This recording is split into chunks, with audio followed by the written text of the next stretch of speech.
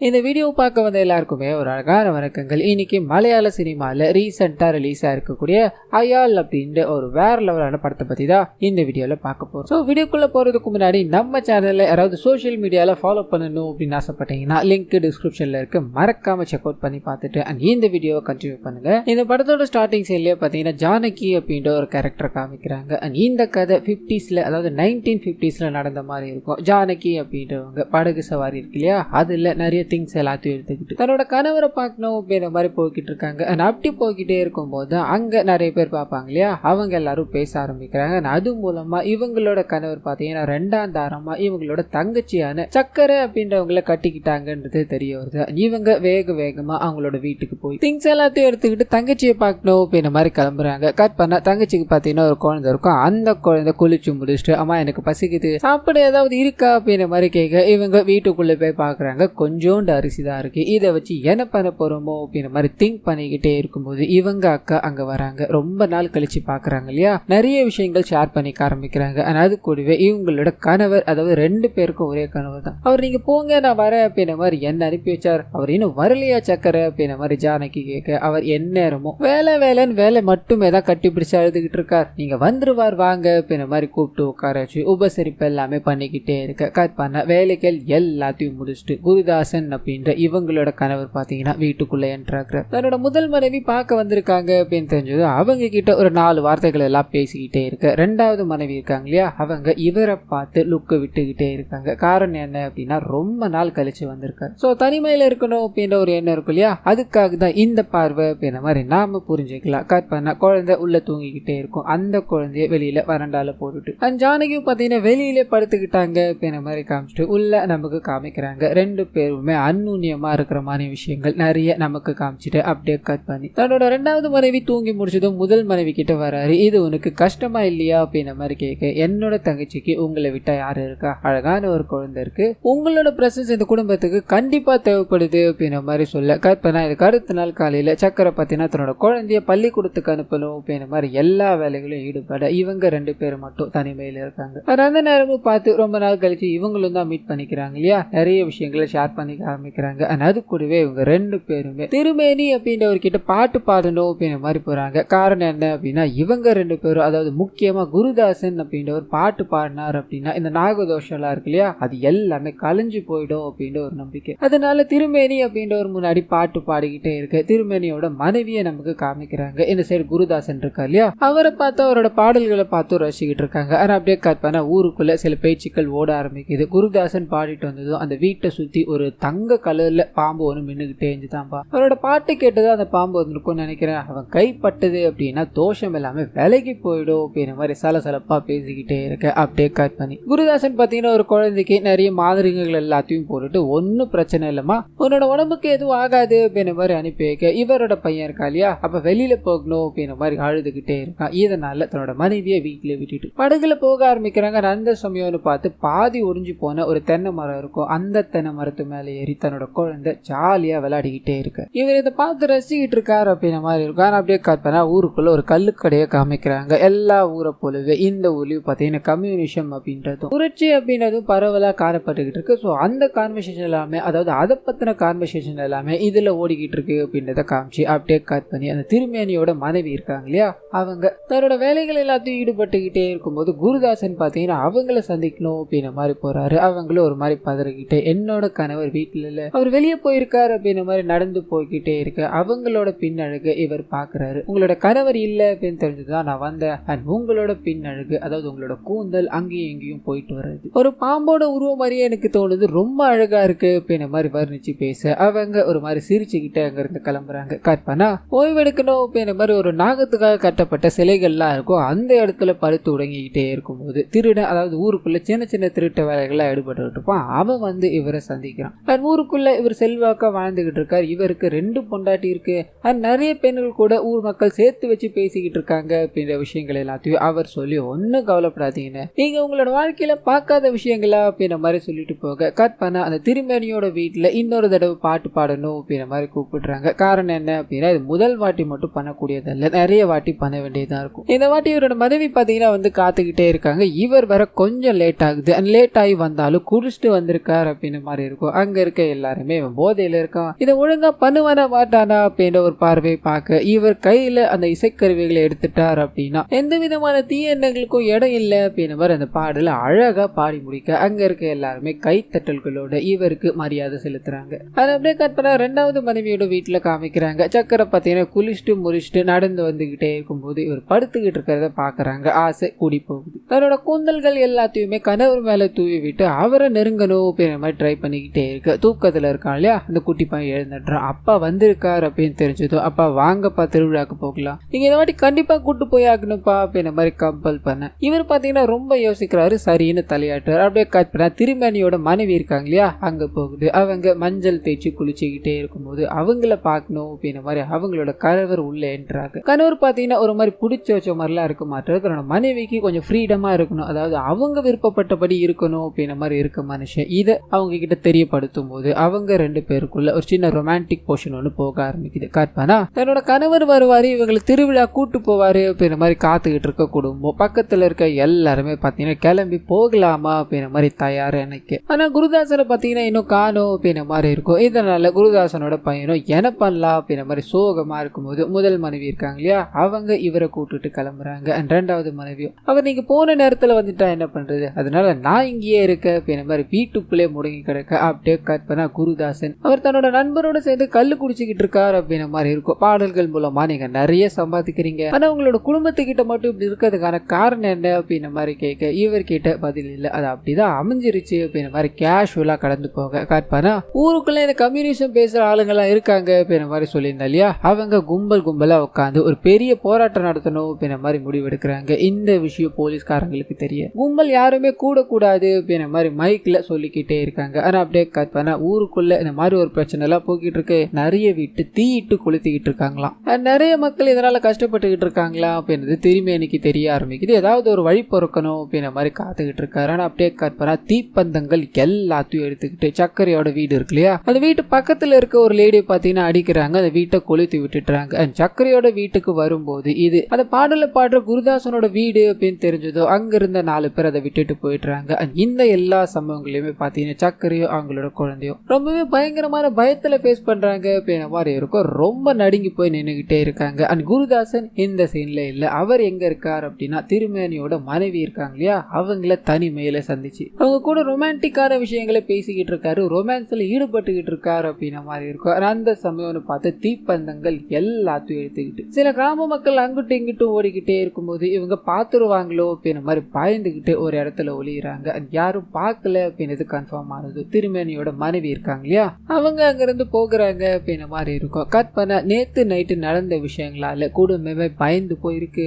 நீங்க ஆம்பளை அப்படின்ற மாதிரி வீட்டுல ஒருத்தர் இருந்தாகணுமா இல்லையா, நைட்டெல்லாம் எங்க போறீங்க, எனக்கு வீட்டுல இருக்கவே பயமா இருக்கு அப்படின்ற மாதிரி சக்கரை இருக்காங்க இல்லையா அவங்க பயங்கரமா கத்திக்கிட்டே இருக்கும்போது இவர் சாப்பிடும்போது இந்த விஷயங்களை சொன்னதால கடுப்பாக்குறாரு. சாப்பாடு எல்லாத்தையுமே தூக்கி தூர வீசிட்டு எனக்கு இந்த விஷயம் சுத்தமா பிடிக்கல அப்படின்ற மாதிரி அங்கிருந்து எழுந்து போக அப்படியே கட் பண்ண அந்த திருமேனியோட மனைவி கூட இவர் எந்நேரமும் நேரத்தை செலவிட ஆரம்பிக்கிறார். இவங்களுக்குள்ள நிறைய நெருக்கமான விஷயங்கள் போக ஆரம்பிக்குது அப்படின்ற மாதிரி காமிச்சு கட் பண்ணி திருமேனிக்கு அந்த நாகதோஷம் அப்படின்ற மாதிரி ஒரு விஷயம் இருக்கு இல்லையா அதை கன்சிடர் பண்ணணும் அப்படின்றதுக்காக ஒரு பெரிய மாந்திரிகரை கூப்பிட்டு பேசும்போது அவர் பாத்தீங்கன்னா ஒரு பெரிய பூஜையை பண்ணணும், அதுக்கு எல்லா விஷயங்களும் கரெக்டா அமைஞ்சது அப்படின்னா உங்களுக்கானது கரெக்டான முறையில தேடி வரும் அப்படின்ற மாதிரி சொல்லிட்டு குருதாசனை இதுக்கு அழைக்கணும் அப்படின்ற மாதிரி போக அவரோட மனைவியான சக்கரையை பாக்குறாங்க. உன்னோட கணவர் இதுக்கு முன்னாடி என்ன பண்ணிக்கிட்டு இருந்தார் ஏது பண்ணிக்கிட்டு இருந்தார் அப்படின்ற எல்லாத்தையும் விட்டுடுங்க, ஊருக்குள்ள என்னென்னமோ பேசிக்கிட்டு இருப்பாங்க, அதுவும் எனக்கு தேவை கிடையாது. இன்னையில இருந்து அவ அந்த பூஜைக்கு முழுமையா தயாராகணும், இதனால உடனடியா அவனை என்ன வந்து பார்க்க சொல் அப்படின்ற மாதிரி சொல்லிட்டு போக இவங்க கணவர் கிட்ட போய் சொல்ல கணவர் அவரை வந்து பாக்குறாரு. நீ இதுக்கு மேல சுத்த பத்தமா இருந்தாகணும்,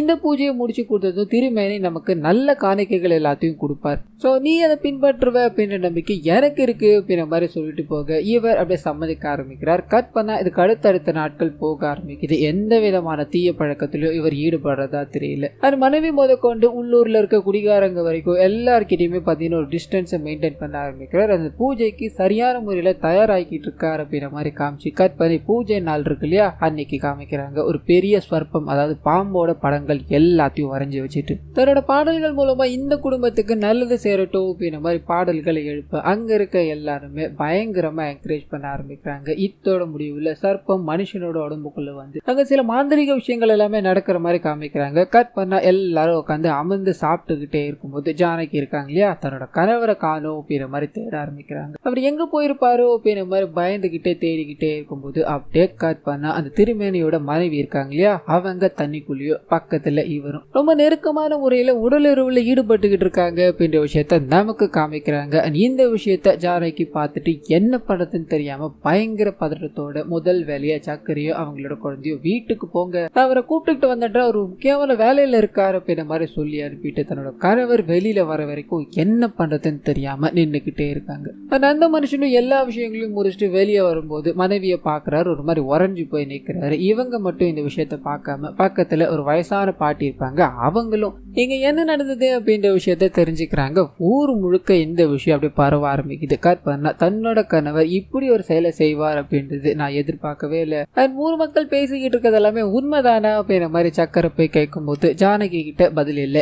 என்ன பண்ண சொல்ற, கணவர் ஒரு கேவலமான செயலை செய்யும் போது அவருக்காக நான் வெளியில காத்துக்கிட்டு இருந்தேன் அப்படின்ற விஷயத்த சொல்றியா அப்படின்ற மாதிரி அவங்க கதறி அழுதுகிட்டே இருக்கு. சக்கரை பாத்தீங்கன்னா என்ன பண்ணதுன்னு தெரியாம சோகத்துல இருக்காங்க. அந்த சமயத்துலதான் முட்டை விற்கிற ஒரு லேடி பாத்தீங்கன்னா இது எல்லாத்துக்குமே ஒரு பரிகாரம் இருக்குமா, அந்த பரிகாரத்துக்கும் பையனை மட்டும் அனுப்பி வச்சு அப்படின்னா எல்லாமே சரியாயிடும் அப்படின்ற மாதிரி சொல்ல இவங்க யோசிக்க ஆரம்பிக்கிறாங்க. தன்னோட வாழ்க்கை நல்லா இருக்கணும் அப்படின்ற மாதிரி முடிவு பண்ணி அதுக்கு சம்மதிக்க இந்த விஷயம் ஜானகிக்கு தெரிய ஆரம்பிக்குது. அந்த பரிகாரம் பயங்கரமான பரிகாரமா இருக்கும், நரபலி கொடுக்க கூட தயங்க மாட்டாங்க அப்படின்ற மாதிரி இருக்கும். இதுக்கு நீ சம்மதிச்சுக்கான காரணம் என்ன, உனக்கு புத்தி மழுங்கி போச்சா அப்படின்ற மாதிரி சண்டைக்கு போக இவங்களும் அதாவது சக்கரையும் அவங்களோட குழந்தையும் சேர்ந்துதான் பாத்தீங்கன்னா அந்த முடிவை எடுத்திருப்பாங்க. யாரும் தலையிட வேணாம் அப்படின்ற மாதிரி சொல்ல இவங்க கண் கலங்கிட்டே நிக்கிறாங்க. கட் பண்ணா அந்த பரிகாரத்துக்கு பையனை கூட்டு போகணும் அப்படின்ற மாதிரி ஆளுங்க எல்லாம் வந்துகிட்டே இருக்கும்போது குருதாசன் அந்த இடத்துக்கு வராரு. சண்டை போடணும் அப்படின்ற மாதிரி போக ஜானகி ஓடி போய் தடுக்கிறாங்க. அவங்க ரெண்டு பேரோட முடிவு தான் அது, எவ்வளவு சொன்னாலும் கேட்க மாட்டாங்க அப்படின்ற மாதிரி சொல்ல இவர் பேச வார்த்தைகள் எல்லாமே இவரும் கண் கலங்கிட்டு நின்றுகிட்டே இருக்கு. அந்த குழந்தைய கூட்டு போய் அந்த பையனை கூட்டு போய் பூஜை ஆரம்பிக்கிறாங்க அப்படின்ற மாதிரி இருக்கும். இடுப்பை சுத்தி கம்பி மாதிரி அனுத்த சொருவுறாங்க, வலியால தூடிச்சுக்கிட்டே இருக்க. அப்படியே கட் பண்ணா குருதாசனை காமிக்கிறாங்க. தன்னோட குழந்தை பட்டுக்கிட்டு இருக்க வேதனையை பார்க்க கூடாது அப்படின்ற மாதிரி அமைதியா உட்காந்துக்கிட்டே இருக்கு. அது திருடர் இருக்கா இல்லையா,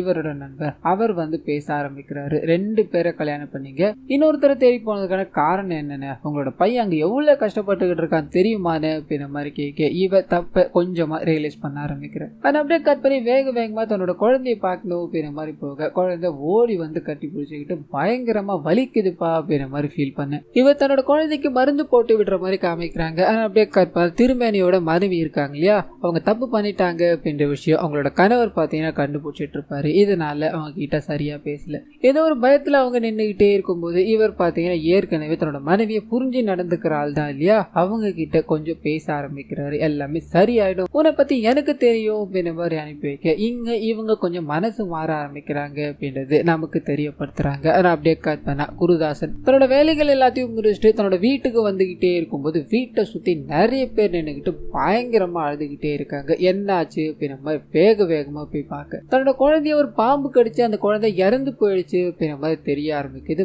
பயங்கரமா அழ ஆரம்பிக்கிறார். தன்னோட குழந்தைய தொடரணும் அப்படின்ற மாதிரி போக சக்கரை தடுத்து நிறுத்துறாங்க. நீங்க பண்ண விஷயங்களால, அதாவது நீங்க பண்ண தப்பால தான் நம்மளோட குழந்தைய இழந்துட்டு நிக்கிறோம், உங்களை பார்க்கவே எனக்கு பிடிக்கல, என்னோட குழந்தைக்கும் எனக்கும் நீங்க தேவையே கிடையாது அப்படின்ற மாதிரி அவரை திட்டி அனுப்ப அங்க இருக்கவங்க எல்லாருமே நீ இங்க இருந்து போகல அப்படின்னா அவ செத்துருவன் மிரட்டுறா, இங்க இருந்து போய் கோப்பான்னு சொல்ல தன்னோட குழந்தைய இறுதி கட்டத்துல கூட பார்க்க முடியாம ஒரு ஓரமா நின்னுகிட்டே இருக்க குருதாசனை நமக்கு காமிக்கிறாங்க. பயங்கரமா அழுதுகிட்டே இருக்காரு. இன்னொரு பக்கம் குழந்தைக்கு இறுதி சடங்குலாமே நடந்து முடிகிற மாதிரி காமிக்கிறாங்க. குழந்தைய பிரிஞ்சதால இவங்களோட ஃபேமிலியை பாத்தீங்கன்னா ஒரு மாதிரி உரு குலைஞ்சு போயிடுச்சு. அந்த சக்கரையும் பாத்தீங்கன்னா என்னோட அக்கா வாழ்க்கைய நான் புடுங்கும் போது எப்படி வழி இருந்திருக்கும் அப்படின்றது இப்ப புரியுது. நமக்கு நெருக்கமானவங்க நம்மளை விட்டு போகும்போது இது எனக்கு புரியுதுக்கா, இது எதனா நீ ஃபீல் பண்ண, என்னோட குழந்தை இல்லாதது உனக்கு எப்படிக்கா இருக்கு அப்படின்ற மாதிரி சொல்ல அவங்க என்னென்னமோ பேசாதடி, எனக்கும் தான் சோகமா இருக்கு, என்னோட கணவர் என்னை விட்டு பிரியல, என்னோட தங்கச்சி கூட தானே இருக்கார், நீங்க ரெண்டு பேரும் சேரல அப்படின்னா எனக்கு அந்த அழகான குழந்தை கிடைச்சிருக்குமா அப்படின்ற மாதிரி அவங்கள சமாதானப்படுத்திட்டு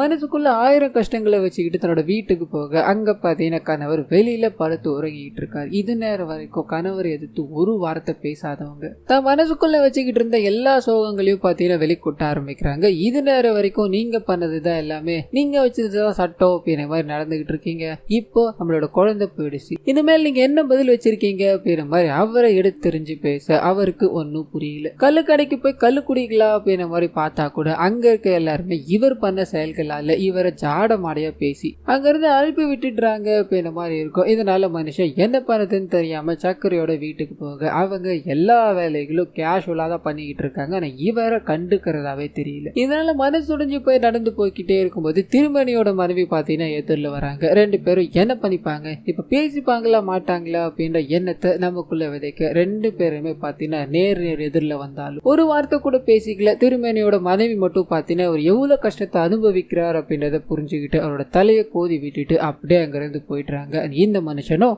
நம்ம பண்ணது தப்புதான் அப்படின்ற மாதிரி இந்த கட்டத்துல இரேஸ் பண்றாரு அப்படின்றத காமிக்கிறாங்க. ஆனா அப்படியே கட் பண்ணா தன்னோட குழந்தை போயிட்டான் அப்படின்றதுக்காக தன்னோட வாழ்க்கை போயிடாது, நான் வாழ்ந்து காட்டணும் அப்படின்ற மாதிரி முடிவு பண்ணி ஒரு வேலைக்கு சேர்ந்து அந்த வேலையை செஞ்சுக்கிட்டே இருக்கும்போது இவங்களோட அக்கா இருக்காங்க இல்லையா, என்ன பண்ணிக்கிட்டு இருக்கேன் வா இங்க இருந்து போகலாம் அப்படின்ற மாதிரி அவங்களுக்கு தேவையான பொருட்கள் எல்லாத்தையும் கொடுக்க ஒன்னுத்த கூட இவங்க வாங்க தயாரா இல்லை. இனிமேல் என்னோட வாழ்க்கையை நான் தான் பாத்துக்கணும், எனக்கு யாரோட தயவும் தேவையில்லை அப்படின்ற மாதிரி இவங்களை புறக்கணிச்சுட்டு வேலை செஞ்சுக்கிட்டே இருக்க இது ஜானகியை பயங்கரமா பாதிக்க ஆரம்பிக்குது. தானும் தன்னோட கணவர்கிட்ட எதிர்த்து பேச ஆரம்பிக்கிறாங்க. உங்களோட முடிவால தன்னோட குழந்தை இறந்து போச்சு, இனிமேல் இங்க வர வேண்டாம் அப்படின்ற மாதிரி சிம்பாலிக்கா சொல்லி அனுப்ப மனுஷன் படகுல, அதாவது அவரோட போட் இருக்கு இல்லையா, அதுல பயணப்பட ஆரம்பிக்கிறார் அப்படின்ற மாதிரி இருக்கும். தன்னோட குழந்தை ஒரு உடஞ்சி போன தென்னை மரத்துல இருந்து ஆடுவான் இல்லையா, அந்த இடத்துக்கு போய் அதை கட்டி பிடிச்சிக்கிட்டு பயங்கரமா அழ ஆரம்பிக்கிறார். சோ தப்ப ரியலைஸ் பண்ணிட்டார், அதை சரி பண்ணிக்கணும் அப்படின்ற மாதிரி முடிவு எடுக்கிறாரு. அதனால அந்த நாகத்தோட கோவில் இருக்கு இல்லையா, அங்க படுத்து உறங்கிக்கிட்டே இருக்கும்போது நாகங்கள் எல்லாமே